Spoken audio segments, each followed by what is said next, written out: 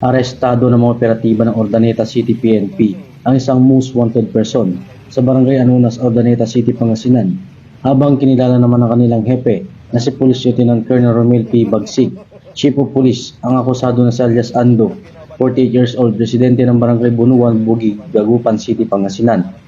Dakong alas 8 ng umaga ng Maristo ng sabing akusado sa bisa ng warrant of arrest na nagdan Honorable Mary Jane Socan Soriano, Presiding Judge of Regional Trial Court, Branch 19, Caguayan City, Isabela, sa kasong paglabag sa Section 5I of RA 9262 o Anti-Violence Against Women and Children at may rekomendadong piyansang 72,000 pesos. Samantala, nasa kustodiya ng Urdaneta City PNP ang nasabing akusado para sa tamang dokumentasyon at disposisyon.